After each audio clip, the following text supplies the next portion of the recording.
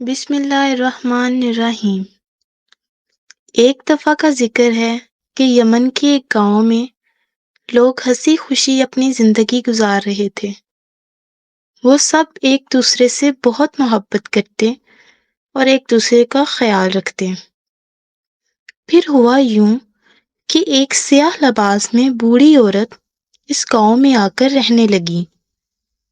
اس کی حرکات بہت مشکوک تھیں۔ اس نے اس گاؤں کے بازار میں میٹھے پانی کا ٹھیلا لگانا شروع کر دیا۔ منیب اپنی ماں اور اپنی چھوٹی بہن کے ساتھ اس گاؤں میں ایک چھوٹے سے گھر میں رہتا تھا۔ اس نے چند گاؤں والوں سے بات کی، لیکن اسے چھوٹا جان کر کسی نے بھی اس کی بات پر غور نہ کیا۔ کچھ دن گزرے تو گاؤں کے لوگ بیمار ہونا شروع ہو گئے۔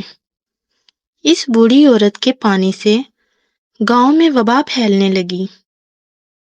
پہلے تو لوگ بیمار ہوتے، پھر غنودگی کے باعث گہری نیند سو جاتے۔ جو لوگ سو جاتے انہیں اٹھانا ناممکن سا ہونے لگا۔ سونے کے بعد اگلے دن وہ لوگ غائب ہو جاتے۔ منیب کی چھوٹی بہن بھی اس وبا کا شکار ہو گئی۔ جب منیب کو اس معاملے کی خبر ہوئی تو فوراً اس نے اسی بوڑھی عورت پر شک کیا اور کڑی نظر رکھنے لگا۔ ایک رات سارے گاؤں والے اس وبا کا شکار ہو کر سو گئے، لیکن منیب اور اس کی ماں محفوظ رہے۔ منیب نے بہت کوشش کی کہ گاؤں والوں کا کہیں سراغ مل جائے، لیکن ان کا کہیں کچھ اتا پتہ نہ مل سکا۔ ایک روز منیب کو وہ بوڑھی عورت پھر اسی گاؤں میں نظر آئی۔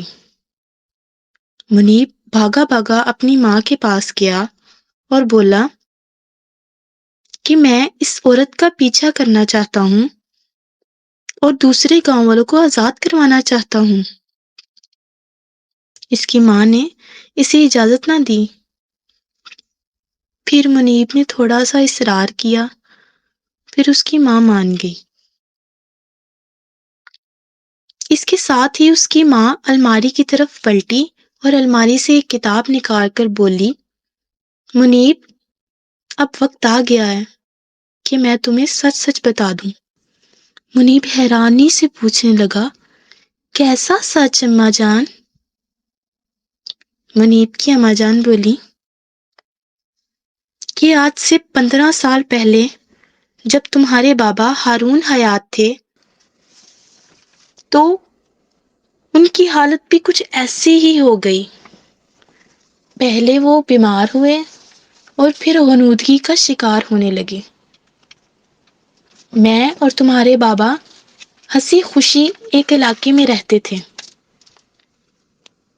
وہ بہت بڑے جادوگر تھے۔ انہوں نے اپنی جادوئی طاقتوں سے بہت بڑی بڑی چڑیلوں اور جنات کو شکست دی تھی۔ منیب بولا، آپ ہارون جادوگر کی بات کر رہی ہیں؟ جی ہاں، اس کی ماں نے جواب دیا۔ منیب بہت حیران ہوا۔ وہ بولی، ایک روز ایک طاقتور چڑیل سے تمہارے بابا ہارون جادوگر کا واسطہ پڑ گیا۔ وہ چڑیل بہت طاقتور تھی، لیکن اس نے ہار نہ مانی اور کسی طرح تمہارے بابا کو وہ جادوئی پانی پلا دیا، جس سے انہیں بھی اسی طرح غنودگی طاری ہوئی اور وہ بھی گہری نیند سونے لگے۔ لیکن اس سے پہلے انہوں نے مجھے تمہارے لیے ایک کتاب دی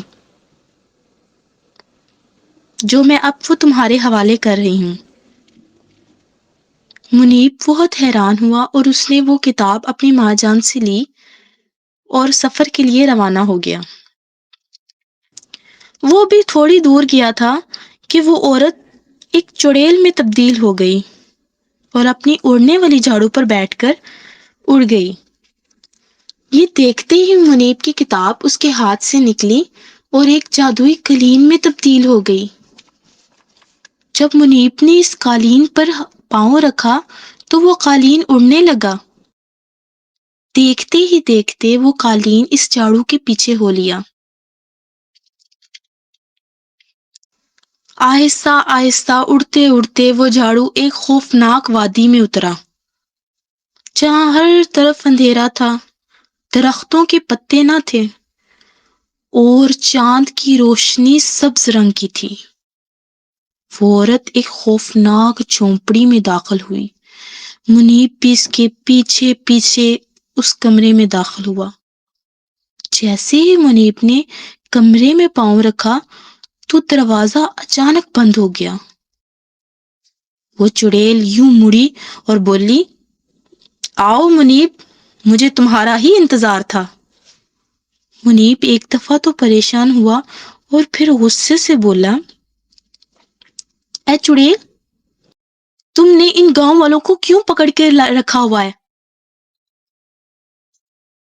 میں اپنی چھوٹی بہن کو تمہارے ہاتھوں کھیل نہیں بننے دوں گا۔ یہ کہہ کر منیب نے قدم آگے ہی بڑھایا کہ اس چڑیل نے گرج کر بولا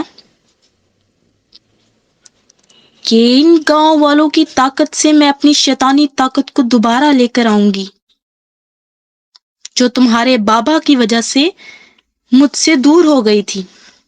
میرے بہت سے ساتھی تمہارے بابا کی وجہ سے میرے ساتھ نہ رہے، لیکن ان کی طاقت میرے لیے بہت کم ہے۔ تمہاری طاقت ان سب کے برابر ہے۔ میں تمہیں بھی سلانا چاہتی تھی، لیکن تم اپنے بابا کی طرح ہوشیار نکلے اور مجھ سے میٹھا پانی نہ لے کر پیے۔ یہ کہتے ہوئے اس چڑیل نے اپنے ہاتھوں کی انگوٹھی سے ایک سبز رنگ کی روشنی منیب کی طرف بڑھائی۔ وہ روشنی ابھی نکلی ہی تھی کہ منیب کی دوسری طرف سے اس کی کتاب نکلی اور ایک جادوئی آئینے میں تبدیل ہو گئی۔ وہ روشنی جو سبز رنگ کی منیب کی طرف بڑھی تھی، وہ اس آئینے سے ٹکرائی اور دوبارہ اس چڑیل پر پڑی، جس سے وہ چڑیل کمزور ہونے لگی۔ کمزوری کے باعث وہ اب لڑنے کی طاقت نہ رکھتی تھی۔ منیب نے اس کی کمزوری کا فائدہ اٹھاتے ہوئے سامنے پڑی ہوئی جادوئی پانی کی بوتل کو اس کے اوپر انڈیل دیا۔ یوں وہ پانی جو چڑیل نے خود بنایا تھا اسی کے اوپر ڈھیر ہو گیا۔ پانی کے پڑتے ہی چڑیل کانپنے لگی اور جل کر راکھ ہو گئی۔ منیب نے اپنی بابا کی کتاب کو دوبارہ کھولا اور اسی پانی کے دوا بنائی، جس سے وہ تمام گاؤں والوں کو دوبارہ سے ٹھیک کر سکتا تھا۔ منیب نے دوا تیار کی اور اپنے بے ہوش گاؤں والوں کے منہ میں کھول کر ڈال دی۔ دوا کے حلق سے گزرتے ہی وہ تمام گاؤں والے ہوش میں آنے لگے اور بہت خوش ہوئے اور بہت پریشان بھی تھے کہ وہ یہاں کیا کر رہے ہیں۔ منیب نے انہیں اس قالین پر بیٹھنے کے لیے بولا۔ وہ قالین پر جیسے ہی بیٹھے تو قالین دوبارہ سے اڑنے لگا اور وہ تمام لوگ دوبارہ اسی طرح اسی گاؤں میں رہنے لگے۔ اب سب ٹھیک ہو گیا۔